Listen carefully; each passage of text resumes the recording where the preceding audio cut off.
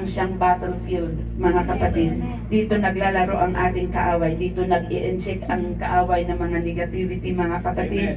Lahat ay ito yung kanyang weapon upang ang isang mananampalataya, mga kapatid, ay manlupaypay or manghina.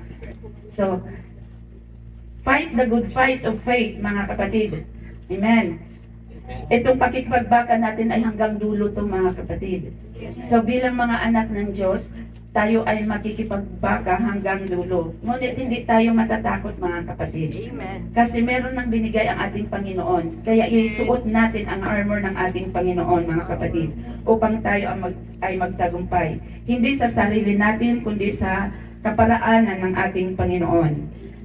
Upang magtagumpay tayo, mga kapatid, alamin, katulad ng mga sundalo, dapat kilala nila kung sino yung kaaway nila. Amen. So, alamin natin, mga kapatid, ang ating kaaway. Meron tayong kaaway, mga kapatid, dalawang outward at dalawang inward.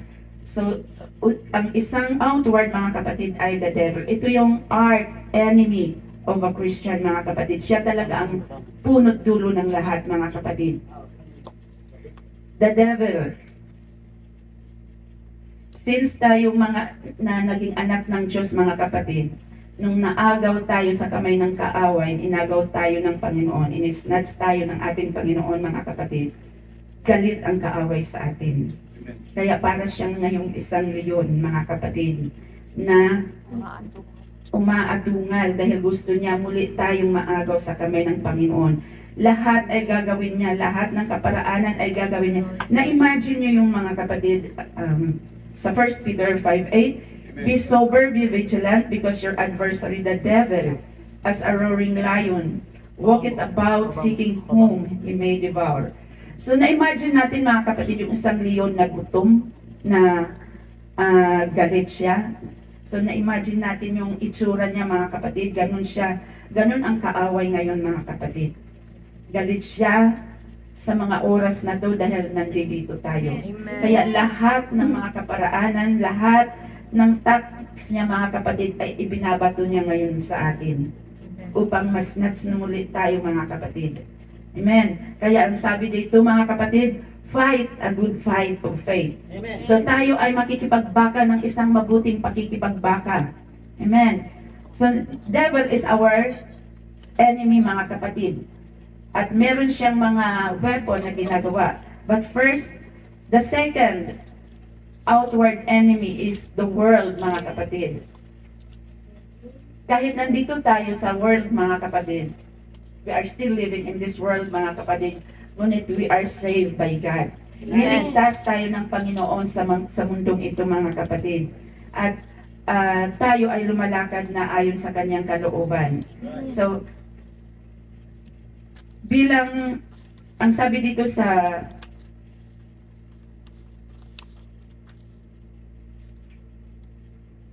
First John 5:9, the whole world lieth in wickedness, mga kapatid. So ang mundo daw ay laganap sa kasamaan. So lahat ng uri ng kasamaan ay nandito sa mundo, mga kapatid. Kaya nga sabi doon sa James 4:4, mabilis ba ako? Sundan mo lang ako, bro. Nagmamadali ba ako? parang may lakad ako, no? 2 hours ang schedule mo. James 4:4, mga kapatid, friendship with the world is enmity with God. So ang pakikipagkaibigan sa mundo, hindi sa tao, mga kapatid. Iba yung mundo sa tao. Kasi tayo, mahal natin ang mga kapwa natin tao, dapat. Diba? Kasi inaabot nga natin sila eh. Sinishare nga natin yung salita ng Panginoon. So, mahal natin sila para maranasan din nila yung nararanasan natin, mga kapatid. So, yung world dito, mga kapatid, is yung ginagawa ng mundo. Yung friendship of the world, yung pakikipag-ayo natin sa mundong gawain, mga kapatid, sa mga kalayaan ng ating ginagawa, mga entertainment of this world, mga kapatid, is enmity with God. So, kaaway ng Panginoon yung mga ginagawa ng mundo, mga kapatid. Ano ba yung nandoon sa mundo? Andun yung corruption, andun yung layaw ng laman, layaw ng matam, mga kapatid, sa 1 John 2:15-17, lust of the eyes, lust of the flesh, pride of life. So, andoon lahat sa mundong ito, mga kapatid, ang lust of the eyes. Ano ba yung lust of the eyes? Ang dami nating mga nakikita sa mundong ito, mga kapatid, na nai-entertain ang ating laman. Amen? So, ito ay, sabi ng Panginoon, this is enmity sa ating Panginoon, mga kapatid. So, iwasan natin to. Lust of the flesh.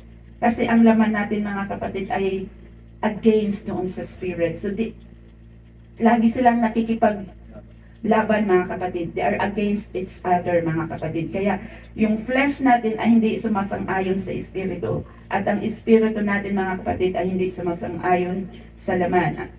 Kaya, andoon yung continuous na pakikipagbaka, mga kapatid. The next is, sige lang bro, pride of life. So yung pride of life, mga kapatid, ay meron tayo nito lahat. Tayo meron. Kahit aminin man natin o hindi, meron talaga tayo nito, mga kapatid. Ang kagandahan lang natin, mga kapatid, kung ito ipa-under sa control ng ating Panginoon, ito ay masusupil. So hindi natin palalakihin ang ating ulo, hindi natin palalakihin, i-lift natin ang ating mga sarili, mga kapatid, dahil wala tayong ibang itataas kundi ang ating Panginoon lamang.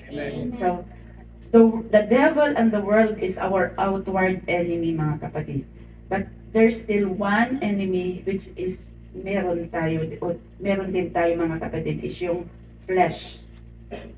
Carnal nature received from parents, received from Adam and Eve, received from Satan, mga kapatid. So, meron tayong flesh, meron tayong nature sin, mga kapatid, na nakuha natin sa ating mga magulang. Yung mga magulang natin, nakuha nila sa kanilang mga magulang. At yung magulang ng mga magulang natin, nakuha nila sa mga kanilang mga ninuno. At nakuha nila, mga kapatid, kay Adam and Eve nung sila ay nagkasala, nag-disobey sa utos ng ating Panginoon sa Garden of Eden. So ito yung nature sin na meron tayo, na inherit natin, mga kapatid.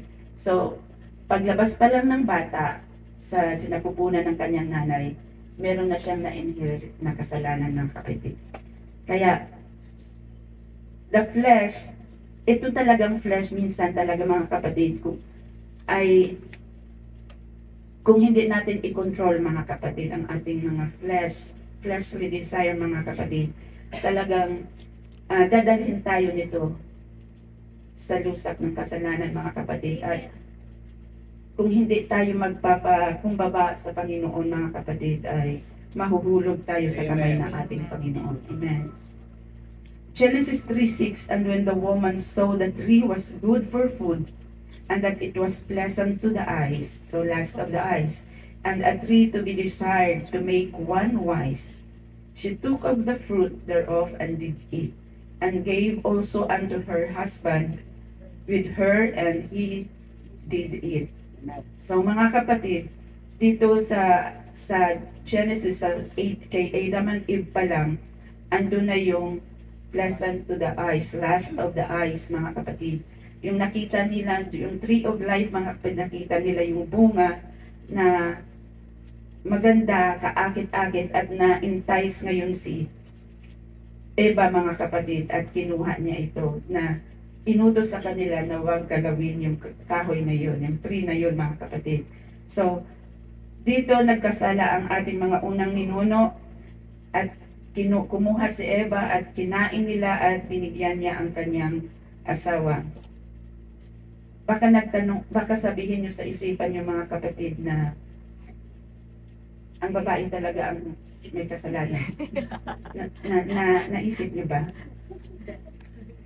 Dalawa sila. Alin? Praise the Lord. Ang sabi naman nila, nasaan kasi si Adan. Nung nag-iwalay si Eva. Na, kasi ibinigay ang lahat ng authority sa lalaki na pangalagaan ang babae, di ba? At hindi iwanan. Diba? Huwag iwanan, mga kapatid. Huwag talikuran kasi may obligasyon tayo sa ating mga asawa. Yun ang ipinagkaloob sa atin ng Panginoon. Praise the Lord. Romans 6:16, know ye not that to whom ye yield yourselves servants to obey. Kung sino daw yung ating pinaglilingkuran, mga kapatid, ay alipin tayo sa kanila. Amen. Kung naglilingkod tayo sa kaaway, alipin tayo sa kasalanan, mga kapatid. His servants ye are to whom ye obey, whether of sin unto death or of obedience unto righteousness. Kung naglilingkod tayo, mga kapatid, sa ating Panginoon, then tayo ay lumalakad sa katuwiran, mga kapatid. Amen. So, tandaan natin, mga kapatid, kung patuloy tayong makikipag ayon sa mundong ito, servants tayo. Alipin tayo ng mundong ito. Amen. Kaya, isuot natin, mga kapatid, ang baluti ng ating buhay, mga kapatid. 1 Peter 2:11, Dearly beloved, I beseech you as strangers and pilgrims, abstain from fleshly lusts which war against the soul. So, dito pa lang, mga kapatid, meron talagang pakikipagbaga, matinding pakikipagbaga against flesh, mga kapatid. Dahil hindi ito isusulat ng ating Panginoon kung hindi alam ng ating Panginoon na ito talaga yung dito talaga tayo mag-i-struggle, mga kapatid. So, tayong mga anak ng Diyos, mga kapatid, kaya nga patuloy tayong magpasakop sa banal na espiritu, mga kapatid, dahil kung wala tayong banal na espiritu, manghihina tayo, mga kapatid, at makakita ng butas ang kaaway sa ating buhay. Doon siya papasok, mga kapatid, at doon niya tayo paglalaruan. Amen. So, maingat tayo, mga kapatid, sa ating paglakad sa ating Panginoon. Praise the Lord. At kung hindi man natin maiwasan, mga kapatid, na minsan nabibigo natin ang ating Panginoon, di po ba? Minsan we fail God, mga kapatid. Ngunit when we fail God, mga kapatid, kung tayo ay sumuway sa kautusan ng ating Panginoon, immediately, mga kapatid, i-acknowledge natin ang ating kasalanan sa ating Panginoon at maghumingi tayo ng tawad sa ating Panginoon. Kasi ang ating Panginoon ay forgiving God. Mahaba ang pasensya ng ating Panginoon, and yung biyaya at habag niya, mga kapatid, ay laging bago. Bawat umaga. So every time na fail natin ating Panginoon, wag tayong magpakalublog doon sa kasalanan dahil pinapanalo natin ang kaaway pag ganun, mga kapatid. Tumayo tayo when we think that we fail God. Tumayo tayo, mga kapatid. I-acknowledge natin ang ating pagkakasala at humingi tayo ng kapatawaran sa ating Panginoon. Doon natin matatalo ang kaaway, mga kapatid. Akala niya natapos na doon. Ngunit once na tumayo tayo, mga kapatid, talo na naman siya. Kaya wag tayong pag nadapat tayo, wag tayong maglaro doon, mga kapatid. Tayo ay tumayo. Amen.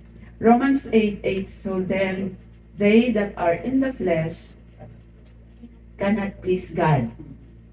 Amen.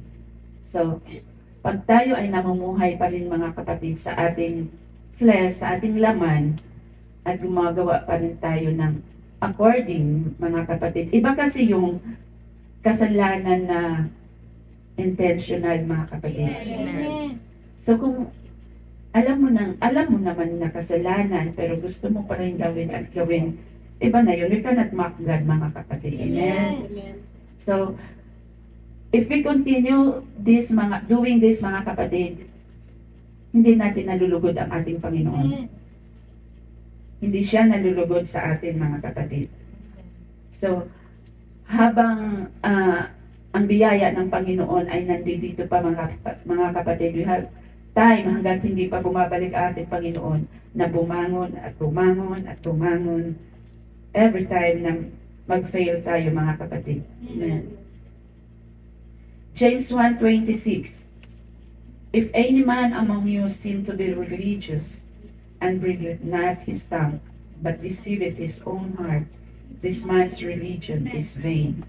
So kung hindi tayo mga kapatid mag-itame ang ating mga tongue, kung ano-anong lumalabas mga kapatid sa ating bibig, ang sabi nga, itong maliit lang na parte ang dila mga kapatid, ngunit ito ay nakakasunog ng buong bayan.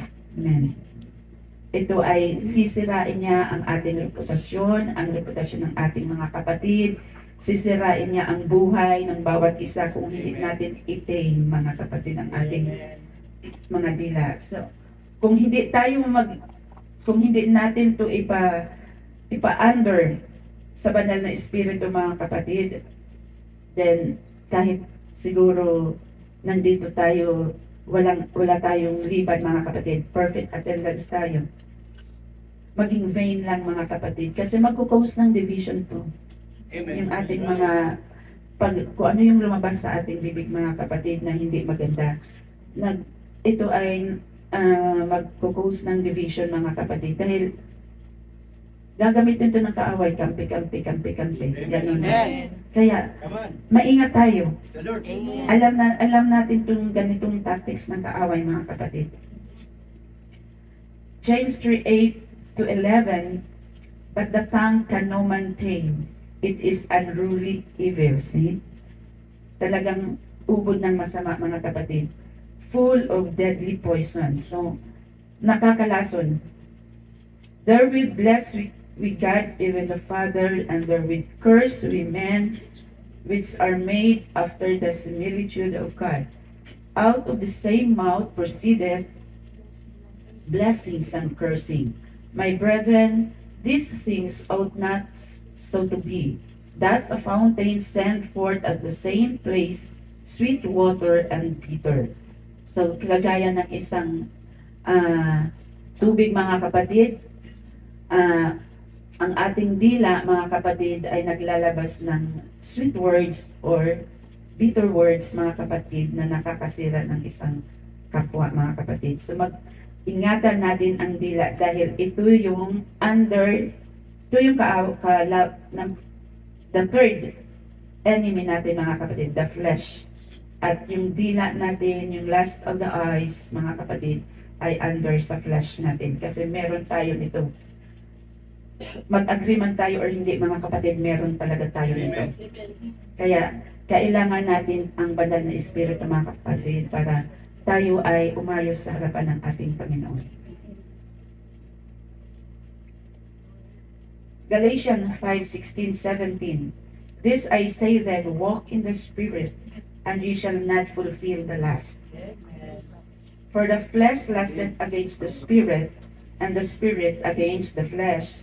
And these are contrary the one to the other, so that ye cannot do the things that ye would. Kasi lagi talaga silang magkaaway mga kapatid. Hindi sila magkasundo mga kapatid. Yung flesh at spirit mga kapatid. So, ang sabi dito, walk in the Spirit, and you shall not fulfill the lust. So, para maiwasan natin ang ating pita ng laman mga kapatid, ang ating mga lust of the eyes, we need to walk in the Spirit. Amen. Wag natin tong kaligtaan mga kapatid, dahil mga anak tayo ng Diyos. Pag feeling mo na parang sumisimplang na yung ating pagkakatayo mga kapatid, i-recall natin yung salita ng ating Panginoon. Kasi ito ang mag-guide sa atin. Amen. Satan's weapon. Ano ba ang ng kaaway? Weapon ng kaaway mga kapatid. So number 1 here is temptation. So, temptation mga kapatid, alam natin maraming temptation sa labas. Maraming temptation kahit nga sa paghawak natin ng cellphone. Andyan ang temptation mga kapatid. Amen. And sa ating mga TV, andyan din yung temptation mga kapatid. Sa lahat ng area ng ating buhay, mga kapatid, makikita natin andoon yung temptation. So Matthew 4:3-11, and when the tempter came to him, he said, "If thou be the Son of God, command that the stones be made bread." But he answered and said, "It is written, man shall not live by bread alone, but by every word that proceedeth out of the mouth of God." Then the devil taketh him up into the holy city. See, imagine mo yung kaaway, mga kapatid, dinadala-dala niya pa yung Panginoon. See, taketh him up into the holy city, and seated him on a pinnacle of the temple, and saith unto him, "If thou be the Son of God, cast thyself down. For it is written, He shall give His angels charge concerning thee." See, ang kaaway, mga kapatid, gumagamit din ng versikulo, tandaan natin. "And in their hands they shall bear thee up, lest at any time thou dash thy foot against a stone." Jesus said unto him, "It is written again, Thou shalt not tempt the Lord thy God." 8. Again, the devil taketh him up into an exceeding high mountain, and showeth him all the kingdoms of the world and the glory of them, and saith unto him, "All these things will I give thee, if thou wilt fall down and worship me."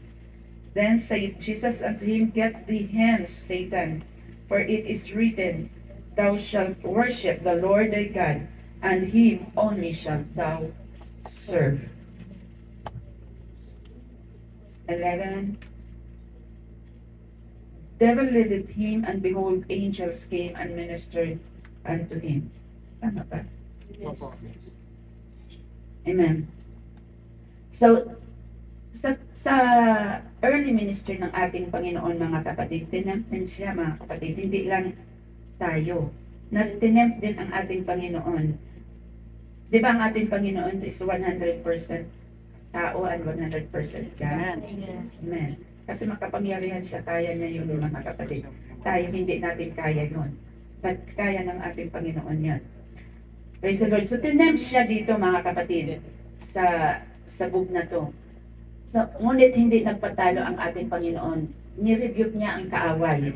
So, tayo, mga kapatid, kung andun yung mga temptation sa harapan natin, kung halimbawa, andun yung sa ating mga kalalakihan, andun yung nagpapakyut sa harapan niyo yung ating mga elba. Anong gagawin niyo? Nagpapakyut din tayo. Wala na, hulog na tayo agad, mga kapatid. Kailangan labanan natin yun, mga kapatid. Pag andun yung temptation, mga kapatid, iwasan natin yung temptation. Huwag tayong mag-dwell doon sa temptation, mga kapatid. Dahil kung mag-dwell tayo doon sa temptation at mag-act tayo, mga kapatid, nahulog na tayo. Nakagawa na tayo ng kasalanan. So temptation, mga kapatid, ay weapon ng kaaway. Huwag natin kalimutan. Ito ay kaniyang sandata, mga kapatid. So under temptation, mga kapatid, ay meron ding 3 major areas. The lust, the pride, and power, mga kapatid. 1 Thessalonians 3:5. "For this cause, when I could no longer forbear, I sent to know your faith, lest by some means the tempter have tempted you, and our labor be in vain." So, andito, mga kapatid, yung magiging walang kabuluhan kung tayo, mga kapatid, ay laging mag-give way doon, mga kapatid, sa pagbibigay ng kaaway ng mga kanyang mga tactics, mga kapatid. Kung ginagawa natin, pinagbibigyan natin, mga kapatid, yung tactics ng kaaway, ang ating paglilingkod sa ating Panginoon, ang paghihirap natin sa ating Panginoon, sa gawain ng ating Panginoon from the start, mga kapatid, na kahit masama pakiramdam mo, na kahit ayaw mo pumunta ng gawain, ay pumilit, ginagapang mo ang sarili mo makarating lang sa gawain ng ating Panginoon. Magiging walang kabuluhan to, mga kapatid, yung ating mga sacrifices, mga kapatid, if we yield sa kasalanan if we yield to the temptation, mga kapatid. So let no man say when he is tempted, I am tempted of God. For God cannot be tempted with evil, neither tempteth he anyway. But every man is tempted when he is drawn away of his own lust. So kung tayo ay mag-give in, mga kapatid, sa ating sapitan ng ating laman, sa lust ng ating flesh, mga kapatid, and enticed, then when lust hath conceived, it bringeth forth sin, and sin, when it is finished, bringeth forth death. Amen. So, ang dulo nito, mga kapatid, alam natin na ang kasalanan ang praise the Lord.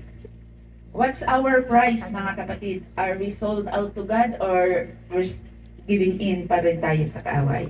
So, kayo lang makakasagot niyan, mga kapatid. We cannot judge everyone, mga kapatid. We cannot judge sa ating mga kapatid. I cannot judge you. You cannot judge sa ating mga ibang kapatid, mga kapatid, kundi tayo ay ipinipilit natin, iginagapang natin ang ating mga kaluluwa, ang ating mga sarili sa paanan ng ating Panginoon, mga kapatid, dahil tayo ay kanya-kanya ng kaligtasan. So, don't give in sa gawa ng kaaway, mga kapatid. In Hebrews 4:15, for we have not an high priest which cannot be touched with the feeling of our infirmities, but was in all points tempted like as we are, yet without sin. Kahit ang ating Panginoon, mga kapatid, ay ulit-ulit na tinempt ng kaaway, ngunit hindi siya nag-give in, mga kapatid. Hindi siya nagkasala. Temptation is not sin. Lust entertained brings forth sin. So kung ini-entertain natin yung ating lust, mga kapatid, ito ay magdadala sa atin sa kasalanan. So be careful what you surround. Be careful yourself with crowds, Amen. electronics, books, music. Marami pa, mga kapatid.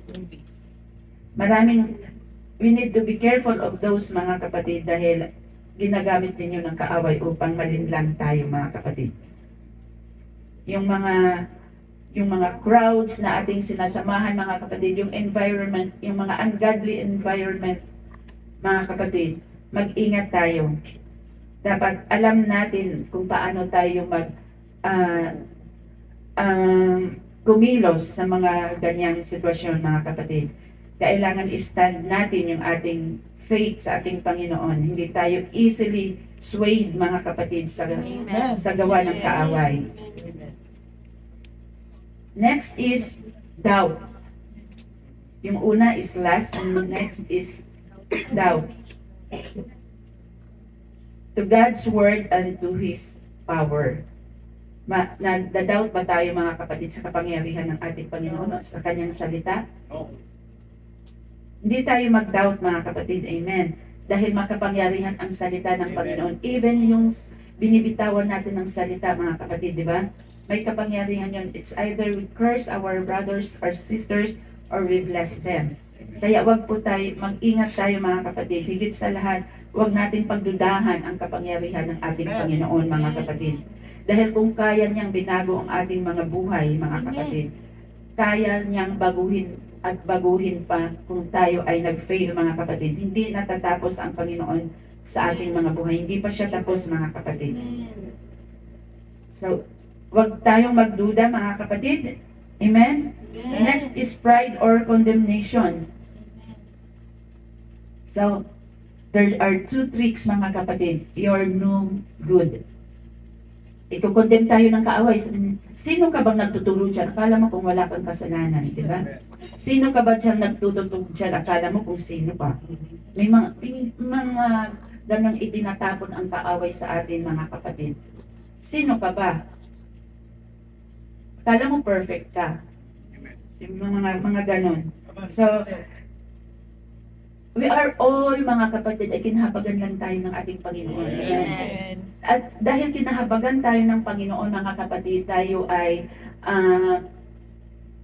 binigyan tayo ng time ng Panginoon, ng sakripisyo, mga kapatid, na maahon mula doon sa putik ng kasalanan. Pahalagahan natin yon. Amen. At suklian natin yung mga kapatid. Huwag tayo magpadikta sa kaaway na hindi tayo magaling, na hindi tayo mabuting tao, masama tayo, nagpapagamit ka. Huwag tayo magpadikta noon mga kapatid. Amen. Dahil binago na tayo ng Panginoon.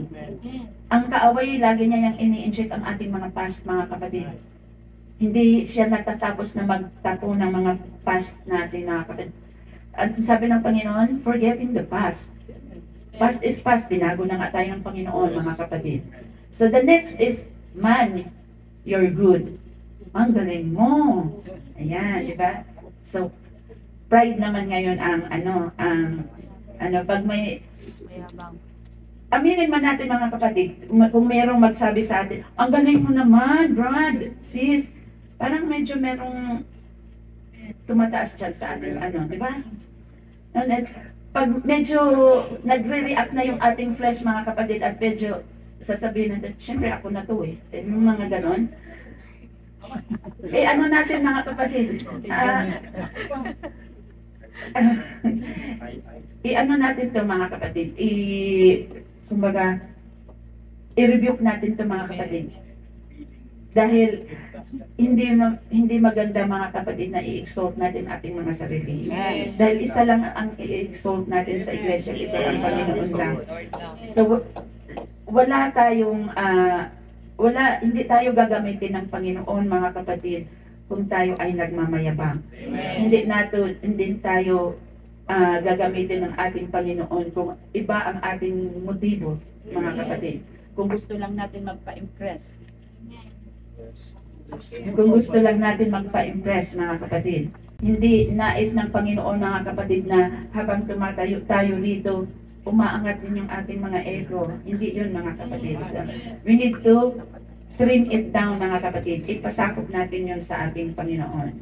So, again, these are the three major areas mga kapatid. Lalabas to sa exam. Anyway, madali lang naman mga kapatid kasi isi-send ko kay pastor yung dapat yung i-review para i-send ni pastor sa GC.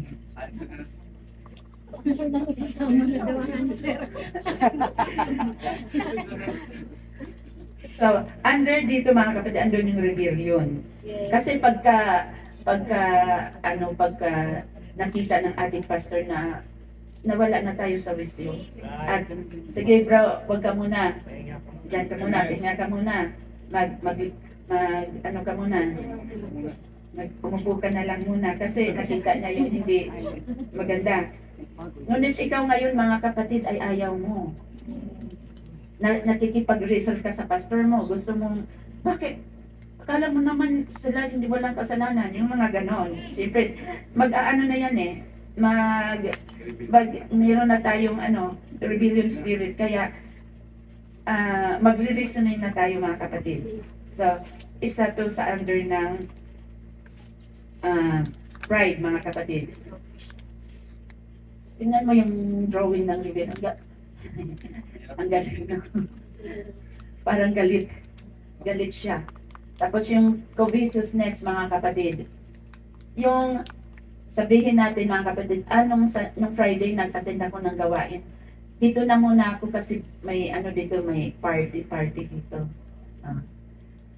Saka na lang, sa next time na lang ulit ako, parang tayong nakikiapid mga kapatid. So, hindi maganda sa anak ng Diyos ang nakikiapid pa rin tayo sa sanlibutan gawain mga kapatid. Amen. Selfishness mga kapatid, yung ikaw na lang ang gusto mo, ikaw na lang lagi. Ikaw ang sikat. Kaya ikaw ang magaling. Ikaw na. Hindi siya na. Selfishness mga kapatid, hindi tayo under the pride pa rin ito mga kapatid. Yung rebellion, covetousness, selfishness mga kapatid. Under pride pa rin ito dahil ito yung mga espiritu natin mga kapatid na ayaw magpasakop mga kapatid. Amen. So, upang mapagtagumpayan natin mga kapatid ang gawa ng kaaway sa ating buhay, We need to put on, kagaya nga ng nasabi ng verse na nauna mga kapatid, the whole armor of God. Amen. Hindi tayo iniwan ng Panginoon na parang wala lang, na parang walang, na hindi siya nagbigay sa atin mga kapatid ng sandata. Iniwan tayo ng Panginoon na with full gear mga kapatid, ready and equipped. So andito yung word of God mga kapatid, the Salvation. hindi ko mapasa. Salvation. Word of God, yung the sword mga kapatid. Sword of Spirit. Ito yung word of God.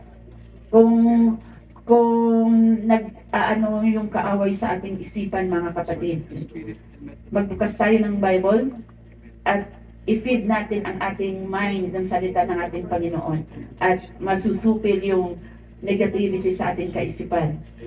The next is the salvation, which is the helmet mga kapatid.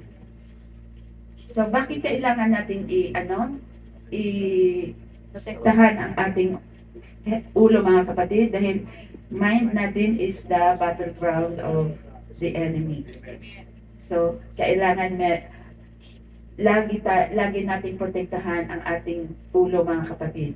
The breastplate of righteousness, yung ating puso mga kapatid. Kailangan may katuwiran ang ating puso mga kapatid. Maghari ang katuwiran ng ating Panginoon. Next is the truth, the belt of truth mga kapatid. Kailangan igapos natin sa ating mga baywang ang katotohanan mga kapatid upang hindi tayo madaya ng kaaway. Amen. The next is the faith, the shield of faith mga kapatid. Dahil pag mayroong araw ang kaaway mga kapatid, panangga natin yung ating shield mga kapatid para hindi tayo matamaan. Ang boots is the readiness, kundi yung ating mga paa mga kapatid, kung minsan saan tayo dinadala nito, dapat ang ating mga paa mga kapatid ay dadalhin na tayo ng ating mga paa na nag-share o nag-evangelize ng salita ng ating Panginoon. Amen. Amen. Praise the Lord.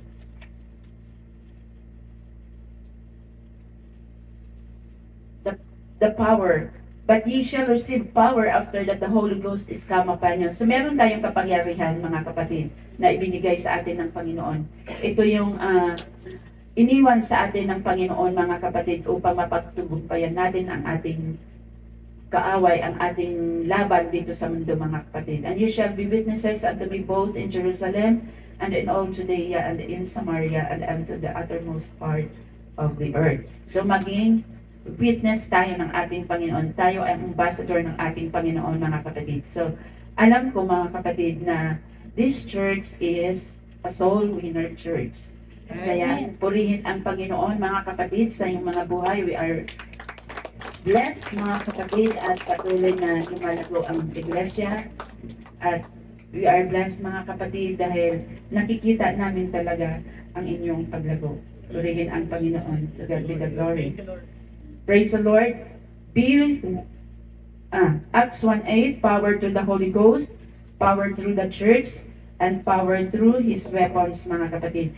Power through the church kasi nagkakaroon tayo ng lakas mga kapatid pag tayo ay nagsama-sama.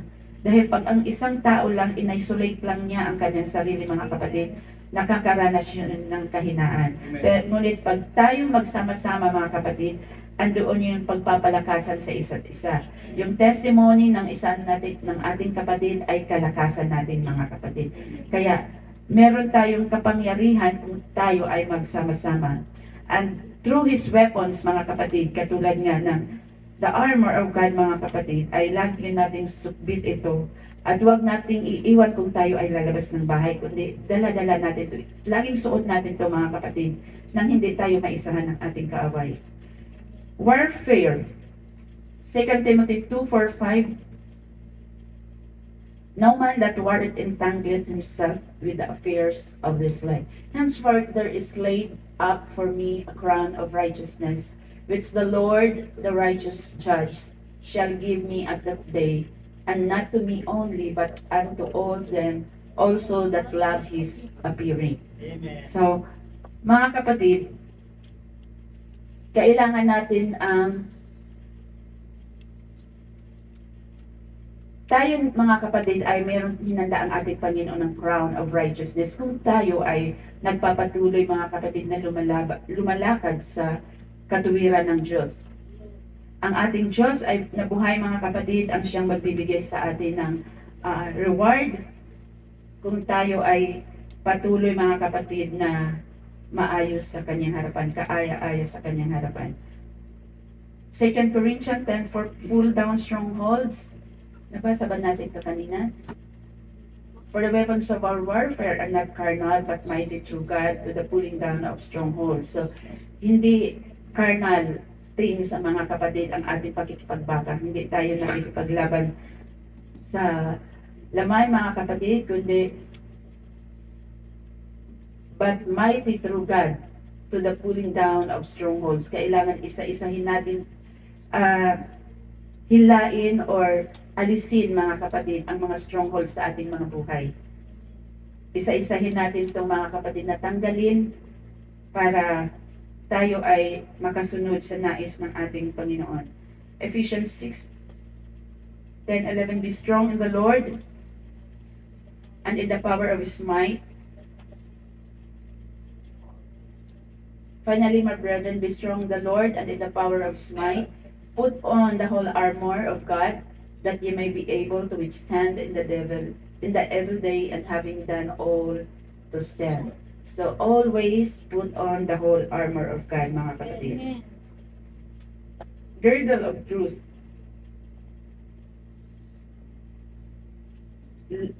The loins girded, protection, mga kapatid. So, ito ang protection natin mga kapatid, na kahit merong mga bulaang propeta minsan na dumarating sa ating mga sambahayan, sa ating bahay mga kapatid, ay hindi tayo basta-basta madala sa kanilang mga doktrina mga kapatid. Kung tayo na nandito sa katotohanan mga kapatid, ang katotohanan ay ating isuot dahil ito ay isa nating proteksyon sa ating pananampalataya mga kapatid, na makatayo tayo at hindi tayo madala sa mga bulaang propeta mga kapatid. Breastplate of righteousness. Anong works mga kapatid sa breastplate of righteousness? Cover the heart, the vital organs natin mga kapatid. Kasi ang ating heart mga kapatid ay deceitful. Mandaraya to mga kapatid. Kung kani-kanino nga tumitibok na hindi dapat siya tumitibok ng ganun mga kapatid. Kaya, madaya ang ating mga puso mga kapatid. Huwag tayong daya mga kapatid. Huwag tayong magpadala sa ating emosyon mga kapatid. Dahil ang ating emosyon mga kapatid ay dadahin tayo nito mga kapatid sa kasiraan ng ating buhay. Amen. We need to cover our heart mga kapatid with the righteousness of God. Huwag nating kaya nga ang ating mind ay nasa taas mga kapatid, to govern our heart. Kasi ang heart natin ay mandaraya mga kapatid. So, next is God's righteousness, not ours. Ang katuwiran lang ng ating Panginoon ang maghari sa ating mga puso mga kapatid, at hindi yung ating sariling katwiran. Dahil hindi tayo matuwid mga kapatid. Sagana atin hindi tayo matuwid sa harapan ng ating Panginoon. All come short with the glory of God. We all come short mga kapatid. Hindi tayo nakaabot sa kaluwalhatian ng ating Panginoon. Kaya yung katuwiran ng ating Panginoon mga kapatid ay itago natin sa ating mga puso. James 5:16, the effectual fervent prayer of a righteous man availeth much. So, ang isang matuwid na mananampalataya mga kapatid, kung manalangin siya, ay dinidinig ng ating Panginoon. Mas unang I think mas unang pinapaboran talaga ng Panginoon ang panalangin ng isang matuwid. Amen. Kasi andun yung favor niya, mga kapatid, sa mga taong sumusunod sa kanyang kalooban, sumusunod sa kanyang nais, mga kapatid. Yung nagpasakop sa kanyang authority, mga kapatid. The shoes, ano ang works ng shoes, mga kapatid? The gospel of peace. 1 Peter 3:15. But sanctify the Lord God in your hearts and be ready always to give an answer to every man that asketh you a reason of the hope that is in you with meekness and fear. So, dala-dala natin ang ebanghelyo ng ating Panginoon saan man tayo makarating, mga kapatid. Dahil sa ating paglalakbay, mga kapatid, kung saan man tayo dalhin ng ating mga paa, ay makakatagpo tayo ng mga kaluluwa, mga kapatid, na nangangailangan. So, maging handa tayo, mga kapatid, na ibigay sa kanila ang pangangailangan nila spiritually, mga kapatid, kundi ang salita ng ating Panginoon. Kung meron mang lalapit sa ating mga kapatid na magtanong, kasi hindi ang anak ng Diyos talaga, mga kapatid, ay nagbubusilak, mga kapatid. Kahit saan man tayo, ma-differentiate nila ang kaibahan talaga ng mananampalataya, mga kapatid, ng isang katulad natin. Praise the Lord. Testimony ko lang, mga kapatid, no, nung way back, mga kapatid, nung nandoon pa ako sa accommodation namin sa pinagtatrabahoan ko, mga kapatid. Nakikita, magka-building kasi kami, pero hindi kami magka-room. Magka-building kami, nagkikita-kita kami sa hallway. So, sa lagi niya akong nakikita, mga kapatid, na nag-approach siya sa akin, sabi niya sa akin, UPC ka? Hindi naman ako nagpapakilala. Sinabi niya, UPC ka? Sabi ko, oo, bakit mo alam? Kaya pala ganyan ka. UPC din kasi ako, nag-backslide lang. Kaya, nakikita talaga ang glory ng Panginoon, mga kapatid. Kahit hindi man tayo magsalita, nakikita ang glory ng Panginoon sa bawat isa sa atin. Kaya, kung dadalhin natin ang ebanghelyo ng ating Panginoon, mas maganda, mga kapatid, dahil makakapag-share tayo sa mga kaluluwa. Amen. So, tayo ay lumakad, mga kapatid, with the gospel of peace. Walk in peace and witness, mga kapatid. Amen. So, next is shield of faith. 1 John 5:4, mga kapatid. For whatsoever is born of God overcometh the world. And this is the victory that overcometh the world, even our faith. So, tayo, mga kapatid, ay mananagumpay dahil kasama natin ang ating Panginoon. So, hindi tayo dapat nagpapatalo sa kaaway, hindi tayo, mga kapatid, nagpapabugbog sa kaaway, mga kapatid, kundi lumaban tayo sa kaaway. Amen. Hindi ba natin napansin, mga kapatid, sa drawing, doon sa drawing na nakita natin, bakit walang cover ang likod natin? Bakit ulo, yung breastplate, sword, at yung shield, mga kapatid, at yung paa ang may cover, pero yung likod natin walang cover. Dahil hindi nais ng Panginoon na mag-turn down, tumakbo tayo. Hindi nais ng Panginoon na tumakbo tayo, mga kapatid, kundi labanan natin ang kaaway. Harapin natin ang kaaway at makikipagbaka tayo ng good fight, mga kapatid. Kasi pag tumalikod ka, titirahin ka ng kaaway. Lagi. Hindi ka hindi ka makakapaglaban, mga kapatid, dahil nakatalikod ka na. Open yung likod natin eh. So, natatamaan talaga tayo. So, dapat, harapin natin yung kaaway, mga kapatid. Huwag tayong tumalikod, huwag natin i-expose yung likod natin dahil walang cover. Kaya yan walang cover dahil ang nais ng Diyos ay lumaban tayo mga kapatid dahil binigyan tayo ng armor ng Panginoon. Hindi tayo talunan mga kapatid. Amen. So, laban. Laban mga anak ng Diyos. Amen. Amen. Lord is the Lord. Praise the Lord. Patuloy tayong pagkatiwala sa ating Panginoon mga kapatid ang ating pakikipagbaka sa mundong ito. Helmet of salvation covers your minds and thoughts. Amen. In Philippians 4:8. Whatsoever things are true, whatsoever things are honest, whatsoever things are just, whatsoever things are pure, whatsoever things are lovely, whatsoever things are of good report, if there be any virtue and if there be any praise, think on these things, mga kapatid. So ano lang ang dapat ilagay natin sa isipan? Yung katotohanan, mga kapatid. Yung good report, yung lovely, yung virtue ng Panginoon, mga kapatid. Ito lang yung ilalagay natin sa ating isipan.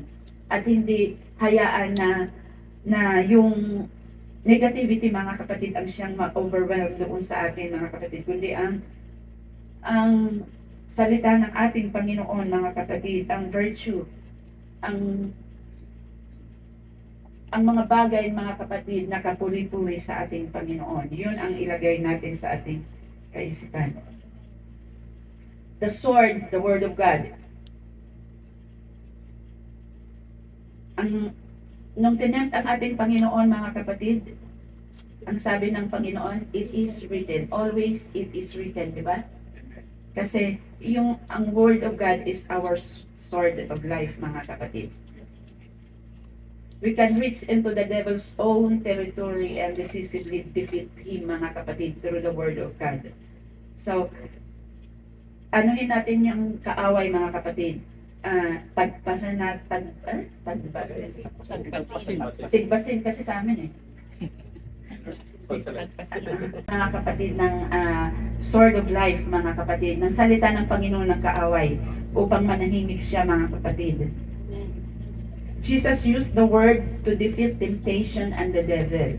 So, yung salita ng Panginoon, mga kapatid, ay siya din natin gagamitin to defeat the enemy, mga kapatid. Hebrews 4:12, for the word of God is quick and powerful and sharper than any two-edged sword, piercing even to the dividing asunder of soul and spirit, and of the joints and marrow, and is a discerner of the thoughts and intents of the heart. So, gaano katalim ang sword na to, mga kapatid, na umaabot doon sa joints and marrow, mga kapatid. Kaya nga minsan pag natamaan tayo ng salita ng Panginoon, parang nagtatampo na tayo agad, mga kapatid. Na para bang iniisip natin, pinatatamaan na naman ako, lagi na lang akong pinatatamaan. Kasi, mga kapatid, matalim ang sword ang salita ng ating Panginoon. Two-edged sword, mga kapatid, sharper than two-edged sword. So, magkabilaan yan siya matalim, mga kapatid. Kaya, aabot talaga sa tagus-tagusan ng ating mga puso, mga kapatid, ang salita ng ating Panginoon. Huwag nating isipin na pinatatamaan tayo, mga kapatid. Kundi, isipin natin, mga kapatid, na mahal tayo ng ating Panginoon at paulit-ulit niyang pinapaalala sa atin na hindi matatapos yung paalaala niya sa atin, mga kapatid, sa kanyang salita. Kaya, huwag tayong tumalikod, mga kapatid, pag narinig tayong pinatatamaan na naman tayo. Dahil pag tumalikod tayo, mga kapatid, ay tama talaga tayo. Tatamaan tayo ng kaaway, mga kapatid. Dahil walang proteksyon ang ating likod. Amen.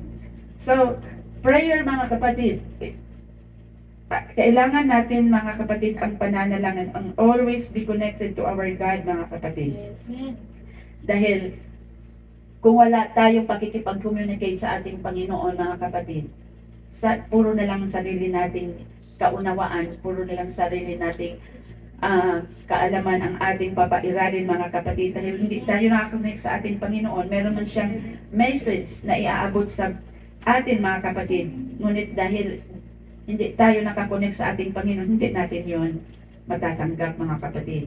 Kung binabalaan tayo ng ating Panginoon, minsan nakikipag-usap ang ating Panginoon through prayers, mga kapatid, visions and dreams, mga kapatid.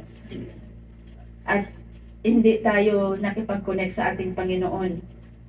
Kung tayo ay nanaginip, sasabihin natin, yung ano talaga, yung kinain ko kasi puro oil. Kaya pinangungot na naman ako. Ganun. Kaya mga kapatid, minsan ang Panginoon na nakapag-usap sa atin, may warnings ang Panginoon through dreams and vision, mga kapatid. Kaya tayo ay always be connected to our God. Praying always with all prayer and supplication in the Spirit, mga kapatid. Kasi ito yung ating lakas. Ito ang magbibigay sa atin ng tibay, mga kapatid. Praying in the Holy Ghost, building up your most holy faith. So, pag meron kung ang iyong faith, ang iyong pananampalataya, mga kapatid, ay matibay, mga kapatid, Satan trembles when he sees nanghihina siya, mga kapatid, kung nakikita niya tayong nakalugod. Amen. Kung nakalitupi ang ating mga tuhod, mga kapatid, Amen. nanghihina siya, nanginginig na siya, mga kapatid. So, in Acts 4:31, and when they had prayed, the place was shaken. So, gaano kapangyarihan ng prayer, mga kapatid? When the place, kung tayo ay manalangin dito na with praying in the Holy Spirit, mga kapatid, the place will be shaken. Hindi literal na bubuho ang kinalagakyan natin, mga kapatid, kundi yung strongholds of Satan, mga kapatid, ay magkakalas-kalas yun, mga kapatid. And we are all filled with the Holy Ghost, and they speak the word of God with boldness. So lahat tayo, mga kapatid, lahat tayo ay nakatanggap ng banal na espiritu, tayo ay magsasalita, mga kapatid, ng iba't ibang wika, and the church will be triumph, mga kapatid. Amen. Mananagumpay ang Right. ang iglesia ng ating Panginoon. The Christians triumph, mga kapatid. Romans 35:37, who shall separate us from the love of Christ? Shall tribulation or distress or persecution or famine or nakedness or peril or sword? As it is written, for thy sake we are killed all day long. We are accounted as sheep to the slaughter. Nay, in all these things you are more than conquerors through him. We are more than conquerors, Amen. accounted as sheep. No, in all these things you are more than conquerors through him that loved us. So we are more than conquerors, mga kapatid. Hindi makakapaghiwalay sa atin ang mga persecution. Kung meron mang pinipersecute dyan ng kanilang mga kapatid, ng kanilang mga asawa, ng kanilang mga magulang, hindi yan makakapaghiwalay sa pag-ibig ng ating Panginoon. Ang kagutuman man, mga kapatid, wala man tayong kinakain, hindi yan makakapaghiwalay sa ating Panginoon dahil marunong tayong mag-fasting. Yes.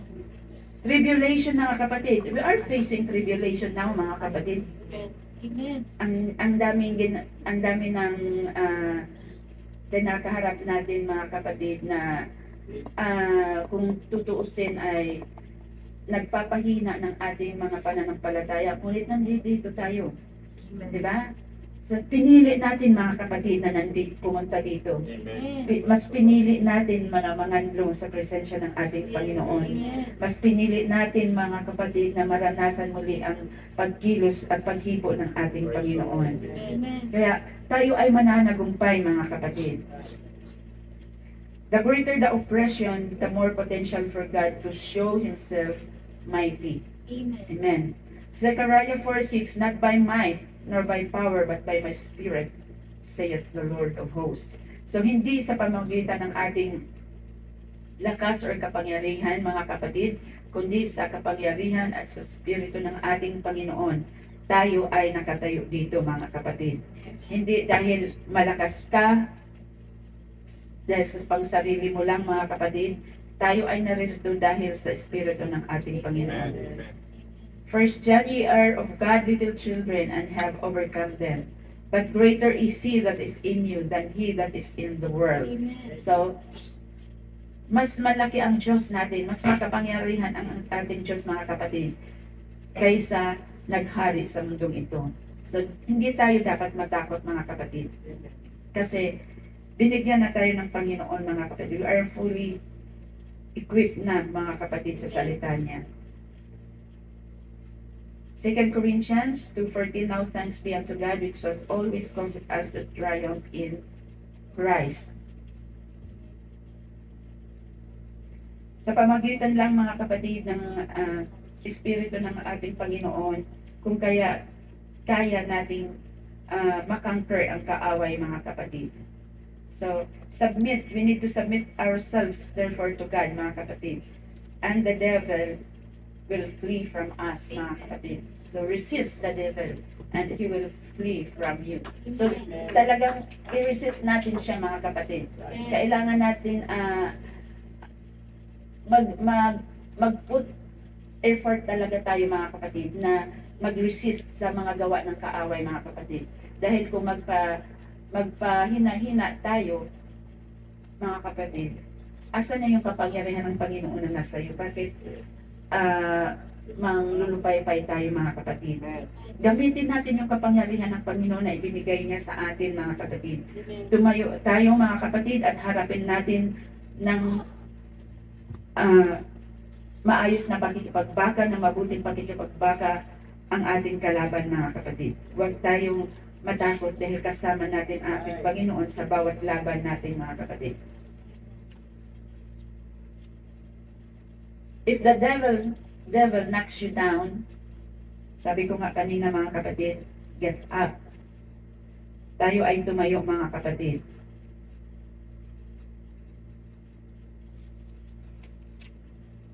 Tayo ay tumayo mga kapatid. If the devil knocks you down, get up. So, kung sabi ko kanina mga kapatid, sometimes we fail God, pero huwag tayong magpaka-lublob mga kapatid sa kasalanan yon. Huwag tayong lumangoy sa kasalanan yon.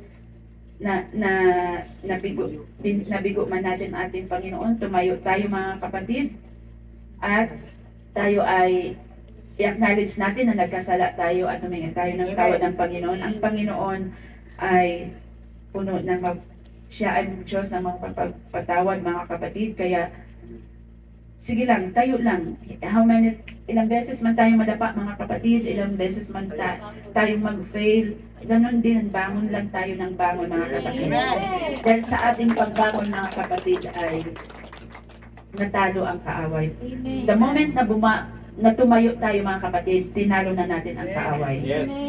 Kaya, kung ayaw mong tumayo, so pinanalo mo ang kaaway. So, ilang beses man tayong magkamali mga kapatid, tayo. Amen. Bangon lang ng bangon mga kapatid, dahil ang habag at biyaya ng Panginoon ay napakalawak mga kapatid. Amen. Kahit man tayo mga kapatid ay minsan inaano tayo ng may mga naririnig tayo mga kapatid na hinihila tayo pababa mga kapatid, kasi it's a trick pa rin ng kaaway mga kapatid para hindi ka ayaw mong bumangon. Kasi pag ang isang tao kasi mga kapatid na tumalikod sa ating Panginoon, ang daming spirits na ang pumapasok. So, mahirapan ka ngayong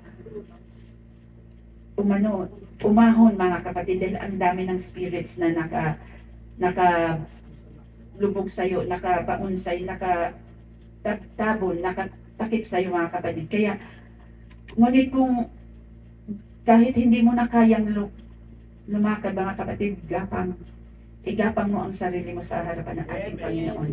Amen. Dahil sa paggapang mo at sa pagtayo mo mga kapatid, nag-glorify ang ating Panginoon. So, praise the Lord mga kapatid. Alam kong mabilis ako, 11. Isang oras ba yun, Pastor? Praise the Lord. Maraming salamat mga kapatid. Hanggang doon lang ang ating pag-aaral. Praise the Lord. Next Friday, magre-review. Magre-review tayo mga kapatid. May review pa rin. Isisend ko sa kay Pastor yung mga question. At bahala na kayo mga kapatid gusto kong ma-perfect kayo eh. Kaya kung i-review pa rin natin mga kapatid para lahat tayo perfect. Amen. Praise the Lord. Yung mga result nyo pala nung nakaraan kay Pastor kay Sister Carol mga kapatid na sa akin Pastor nakalimutan ko. Sa next Friday ko na lang dalhin. At yung attendance natin mga kapatid, pwede nyo makisulat na lang, nakalimutan ko. Pasensya na, matanda na po yung yun. Thank you po and God bless everyone. Tayo po tumayo mga kapatid. Praise God.